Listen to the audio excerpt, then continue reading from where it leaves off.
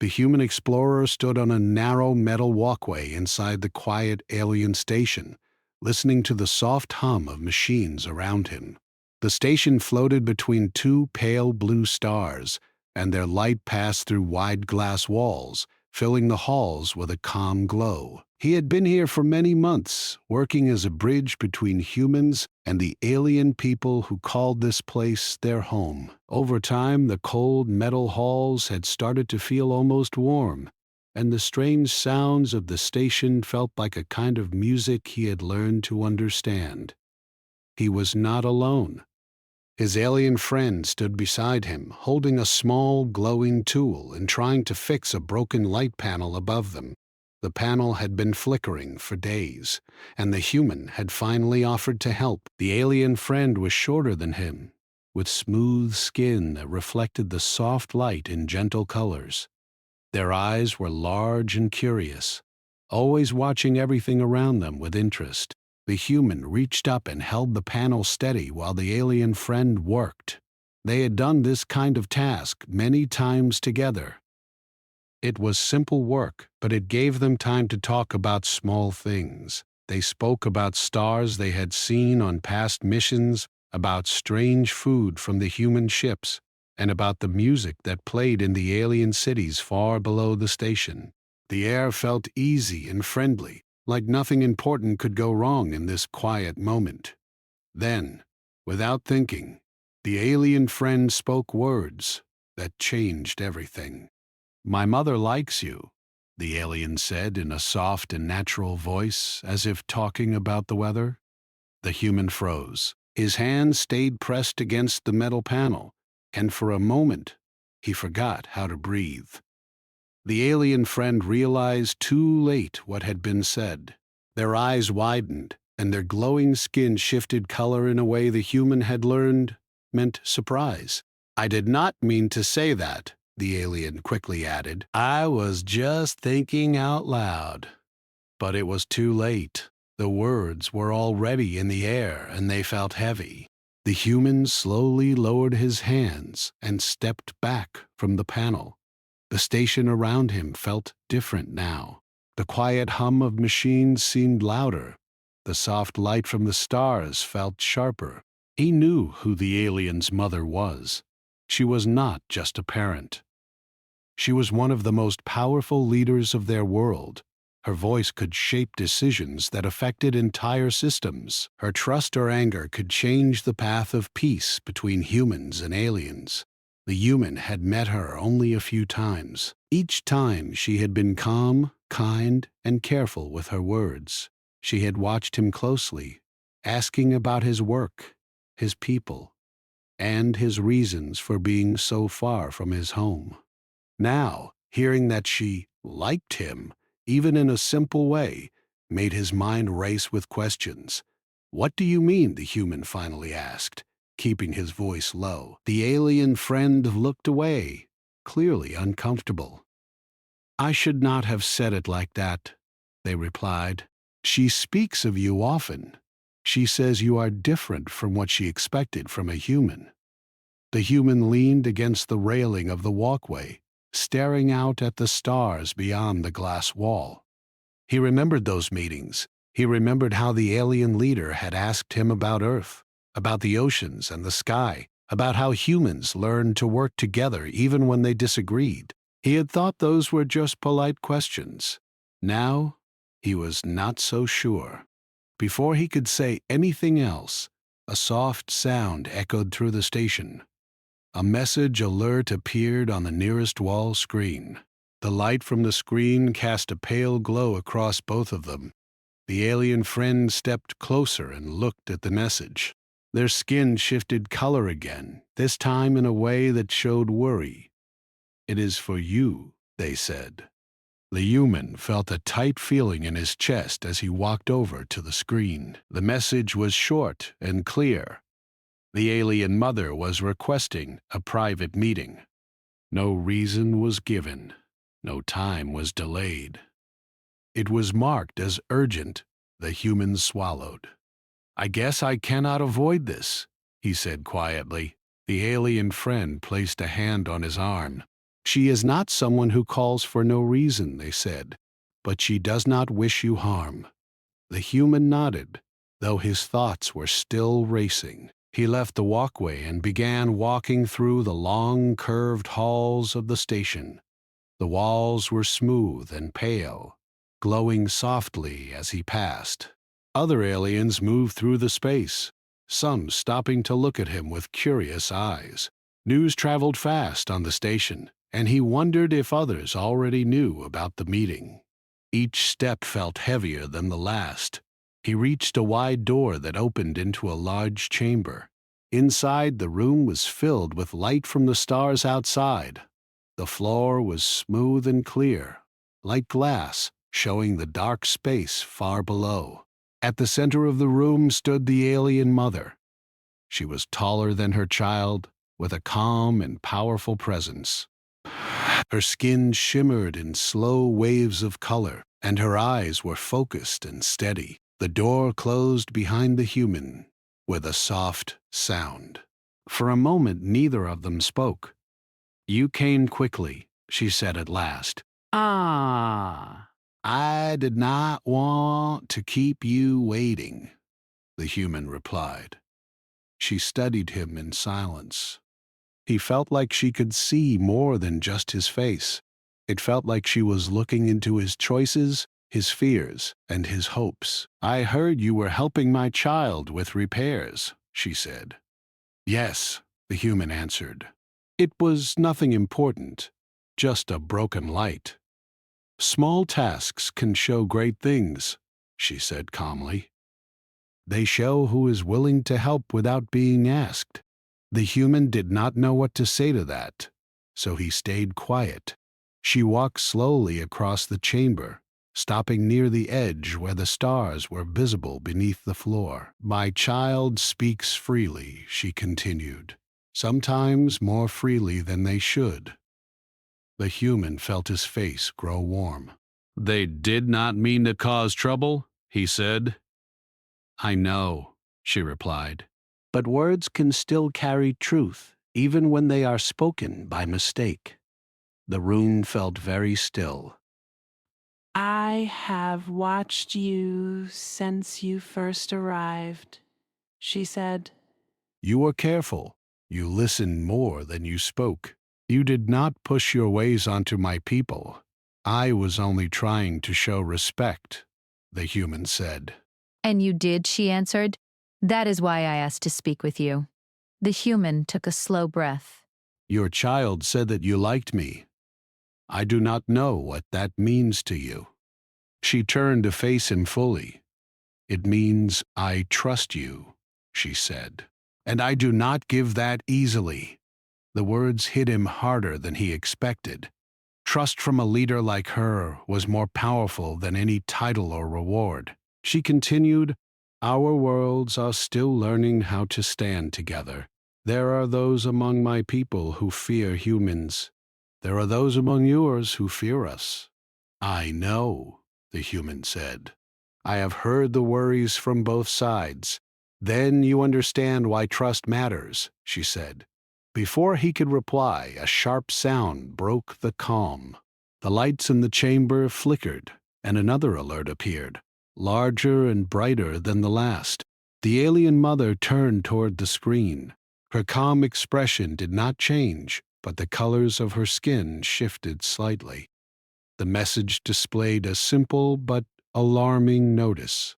An unknown fleet had entered the system. The human felt a chill run through him. The alien mother looked back at him. "It seems your meeting with me was well-timed," she said. He straightened his back. "Tell me what you need me to do." Outside the chamber, the station began to stir. Alarms echoed softly through the halls, and the calm hum of machines grew louder. Humans and aliens alike moved with purpose, preparing for something none of them had planned for. The human took one last look at the stars beyond the glass floor. Just moments ago they had seemed peaceful and distant. Now they felt close and full of danger. And he knew that the words spoken by his alien friend, simple and unplanned, had placed him at the center of something much bigger than himself. The station no longer felt quiet. Soft alarms moved through the halls like a distant wind, not loud or sharp, but steady enough to make everyone walk faster. The human left the glowing chamber beside the alien mother and followed her down a wide corridor that curved like the inside of a shell. Lights along the walls changed from calm blue to a warmer yellow, signaling alert mode. Other aliens and a few human crew members stepped aside as the leader passed. Some looked at the human with surprise, others with curiosity. He could feel their eyes on him, but he kept his focus forward. They entered a large control room filled with floating screens and moving lights. Maps of the star system hovered in the air, showing small, glowing shapes that marked ships and stations. At the edge of the map, a cluster of unknown lights slowly moved closer. The alien mother raised one hand, and the room grew quiet. "Report," she said calmly. An alien officer stepped forward. The fleet appeared near the outer edge of the system. "They are not responding to our signals. Their ships are not marked by any known group." The human leaned closer to one of the screens. The ships were moving in a tight formation, slow but steady. "How many?" he asked. "6 large vessels," the officer replied, "and several smaller ones around them." The alien mother turned slightly toward him. "You have faced unknown groups before. What do you think?" The human took a moment. "They are not rushing. That means they are either very careful or very confident. Both can be dangerous." She nodded. "I agree." She raised her hand again, and the map changed. A new image appeared, showing the station and the nearby planets. "We will not attack first," she said, "but we will prepare." The human felt a strange mix of fear and purpose. He was far from Earth, far from everything he had known. Yet, in this moment, he felt like he was exactly where he needed to be. He turned and spotted his alien friend standing near the back of the room, their eyes wide as they watched the displays. He walked over to them. "You look like you just caused a system-wide problem," he said gently. The alien friend gave a small, nervous motion that the human had learned meant an apology. "I did not mean for any of this to happen," they said. "I know," he replied, "but sometimes small moments lead to big ones." They watched as humans and aliens worked together, sharing information, pointing at screens, and giving quiet instructions. "I am scared," the alien friend admitted. "So am I," the human said, "but we are not alone." The alien mother's voice carried across the room. "I want a communication team ready. If they answer, I want a calm and clear message sent." The human stepped forward. "I can help with that." She looked at him. "Why?" "Because if they are watching us, they will see humans and your people standing together." "That matters?" She studied him for a moment, then nodded. "Very well." They moved to a smaller section of the room where a round platform glowed softly. The human stood beside an alien technician who adjusted the controls. A light rose around them, and a wide screen formed in front of them, showing the empty space between the station and the approaching fleet. The human took a slow breath. He thought about Earth, about the blue sky and the sound of rain. He thought about how far he had traveled to reach this moment. "Open channel," the alien mother said. The screen flickered. At first, there was only darkness. Then a shape appeared. The image was unclear, but it showed a tall figure with sharp features and dark, steady eyes. The figure did not speak. The alien mother stepped forward. "You have entered a protected system. State your purpose." There was a pause. Then the figure spoke in a low, even tone. We seek the one who walks between worlds. The human felt his heart skip. Geta. The alien mother did not move. Explained. Our watchers have seen a human who stands among your people, as if he were one of you, the figure said. We wish to understand why. The human stepped forward before he could stop himself. I am here, he said. If you have questions, ask me. The figure's eyes narrowed slightly. You are brave or you are foolish. Maybe both, the human replied. But I believe in talking before fighting. The room stayed silent. Finally, the figure said, We will observe. Do not interfere. The screen went dark. The alien mother turned to the human. They did not come to trade or to threaten. They came to watch.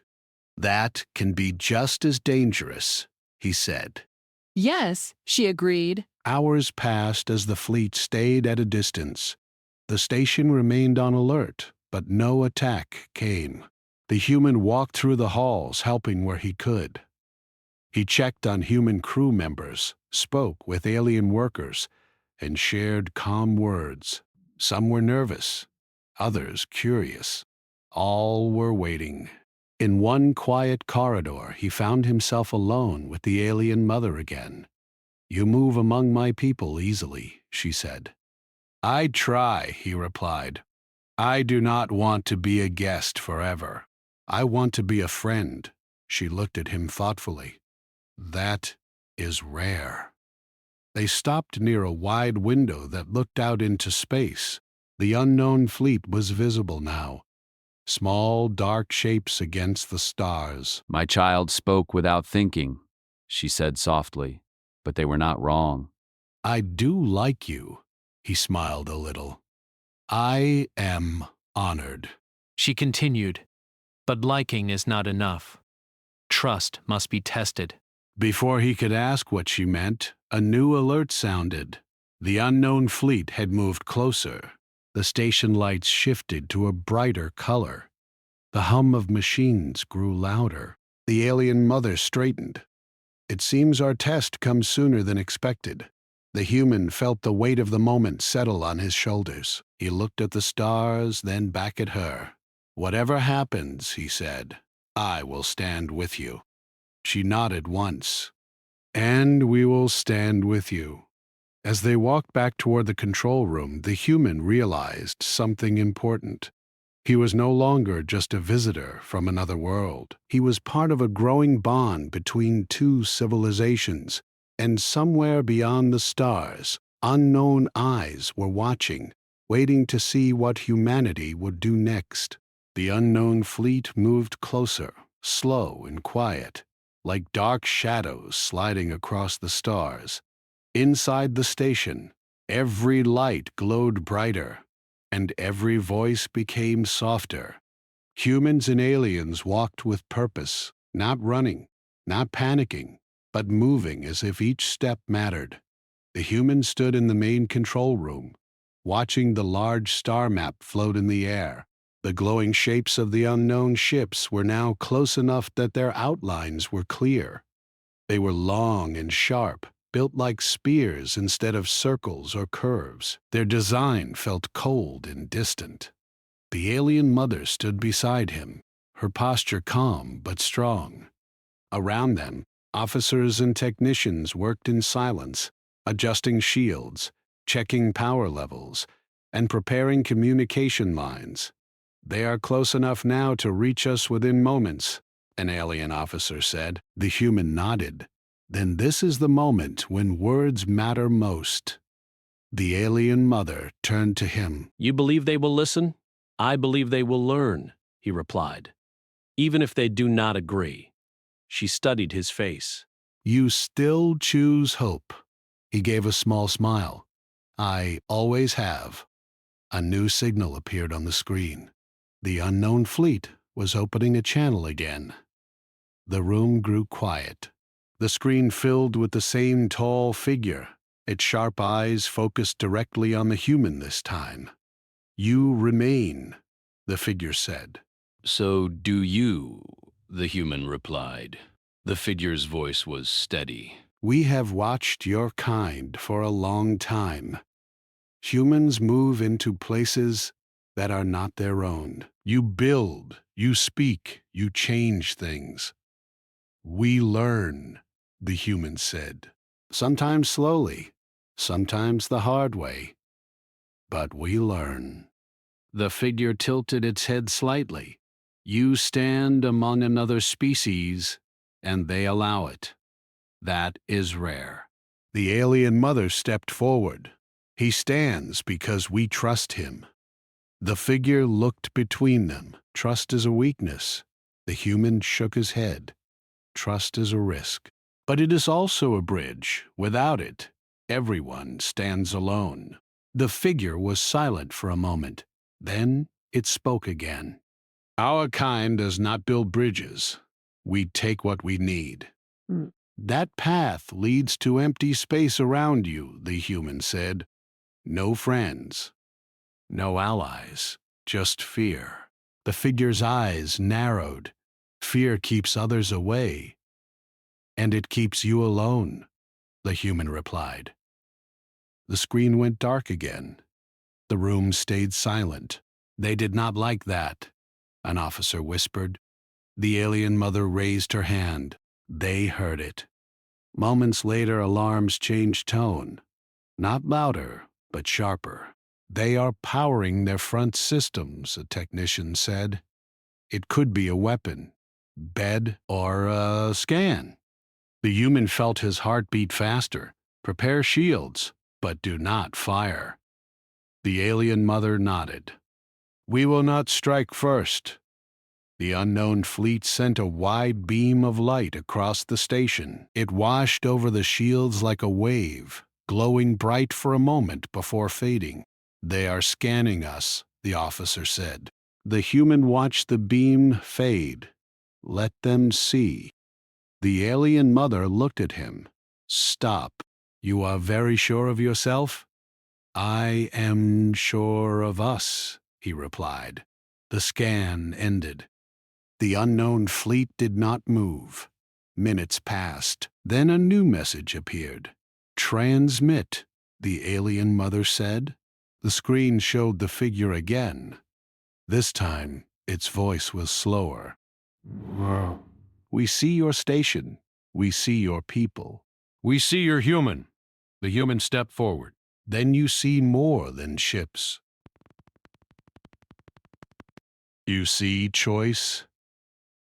The figure was quiet. Our kind does not understand why you would stand for another species. The human thought of Earth. He thought of history, of mistakes and lessons, of moments when humans had reached out instead of pulling away. Because if we only stand for ourselves, he said, we become very small in a very big universe. The alien mother placed a hand on his shoulder. It was a simple gesture, but it carried weight. The figure looked at the two of them together.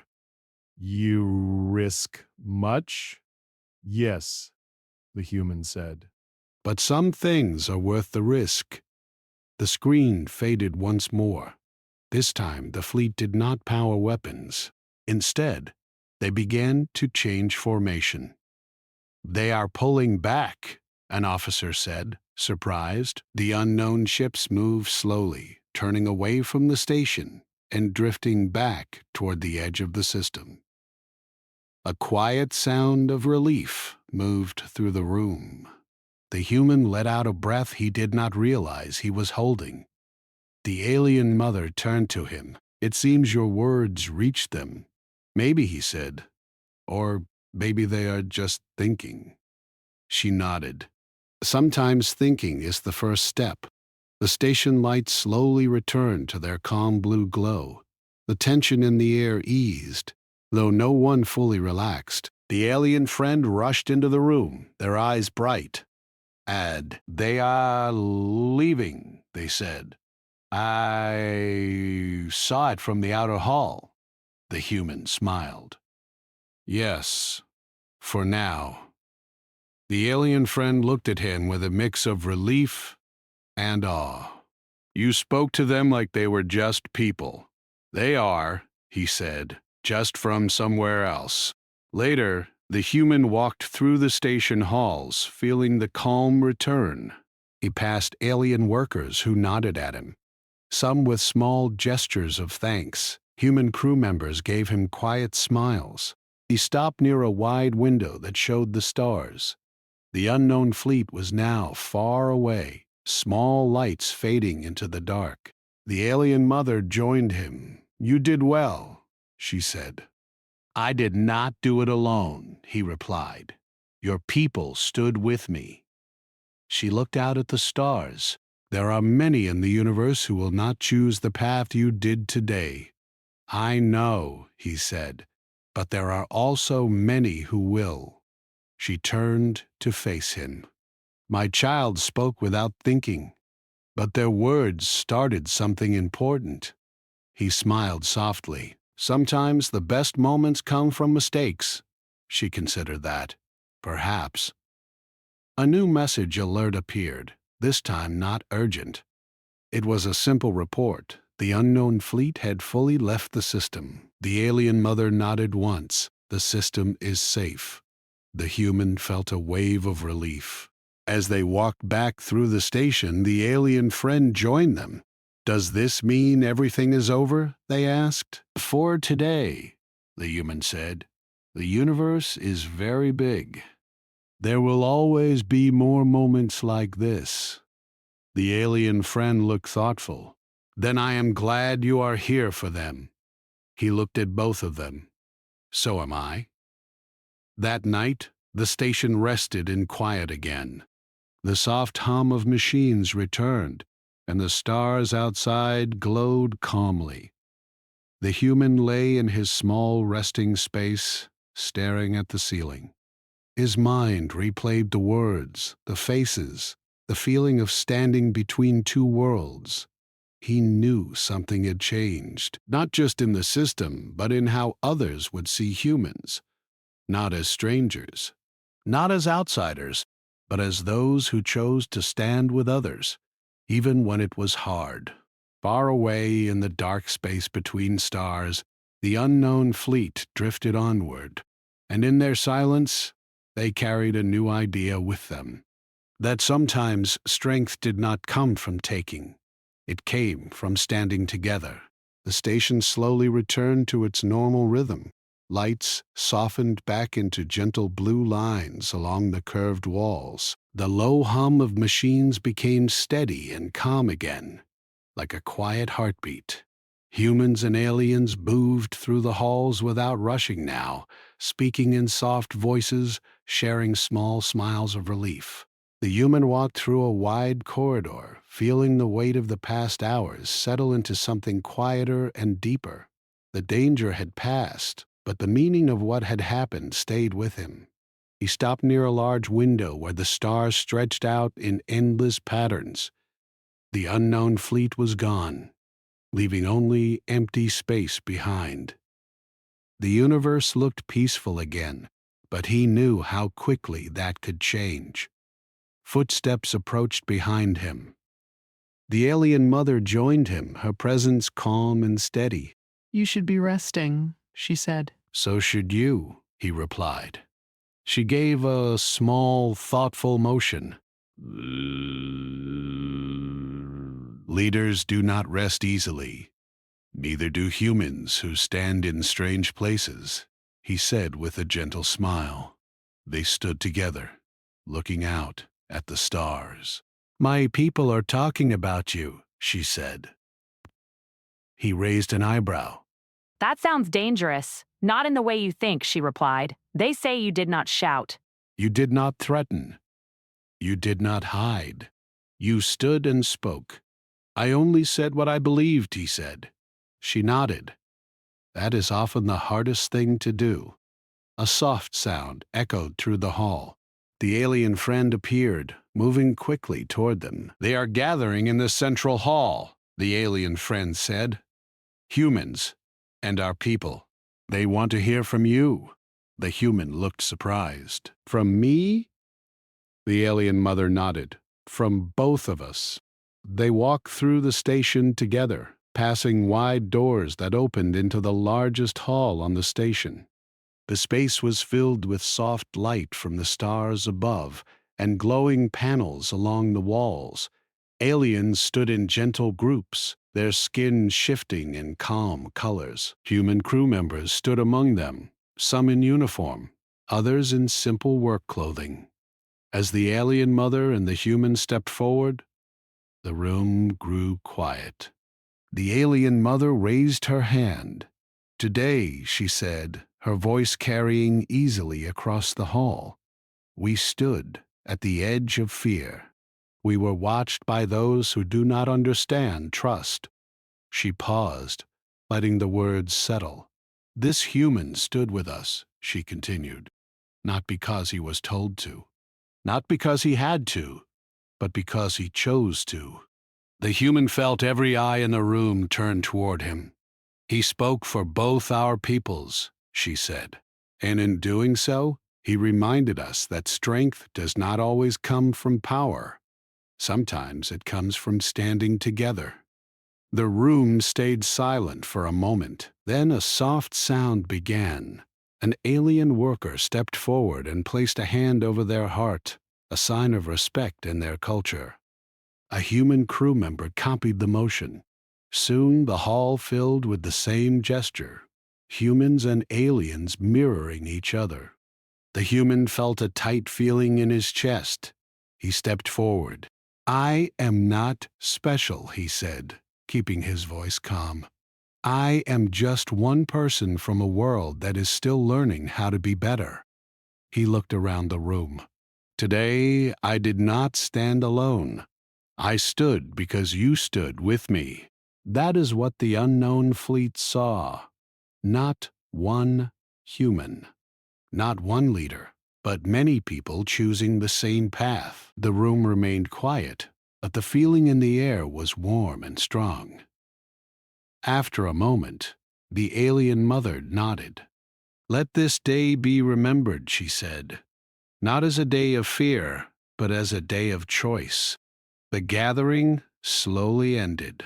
People returned to their work and their rest, but the mood felt lighter, like something heavy had been lifted. Later, the human walked through a quieter section of the station. The halls here were narrow and curved, with soft light and fewer screens. The alien friend walked beside him. "I did not know one small sentence could lead to all this," they said. "Sometimes the universe listens when we least expect it." The alien friend looked thoughtful. "My mother trusts you more now than ever." "I hope I deserve it," he replied. They stopped near a small viewing window that showed a distant planet glowing with soft green light.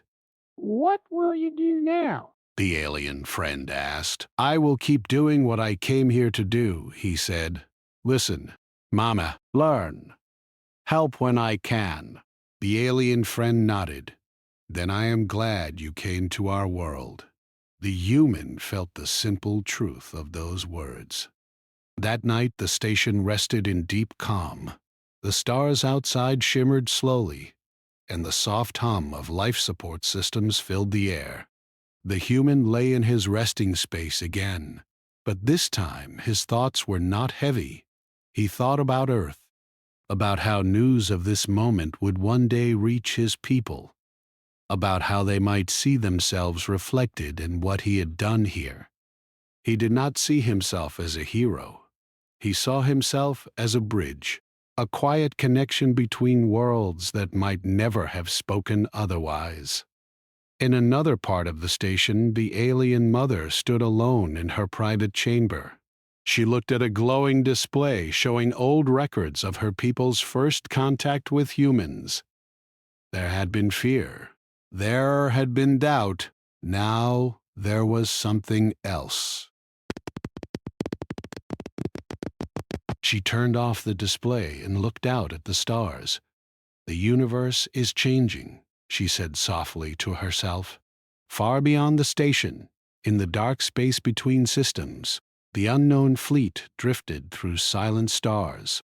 Inside one of their ships, The tall figure stood before a wide screen. Images from the scan replayed quietly, the human standing beside the alien leader. The crowd of two species showing the same sign of respect. The figure watched in silence. "Our watchers report no weapons raised," an unseen voice said. "Only words." The figure's sharp eyes softened just slightly. "Words can be stronger than weapons," it said. "Today, we saw that." The fleet continued its journey, carrying the memory of what it had witnessed into the deep unknown. Back on the station, the human woke to the soft light of a new cycle. He rose and walked to the window in his small room. The stars were still there, endless, bright, full of worlds yet to be seen. He took a slow breath. He knew his journey was far from over. There would be more meetings, more moments of fear, more chances to choose between standing alone or standing together. But now he also knew something else. No matter how wide the universe became, there would always be space for trust to grow. He stepped out into the hall, ready to face whatever the stars would bring next. And somewhere in the vast dark beyond, a quiet idea traveled from world to world, that humanity's greatest strength was not in how far it could reach, but in how many hands it was willing to hold along the way.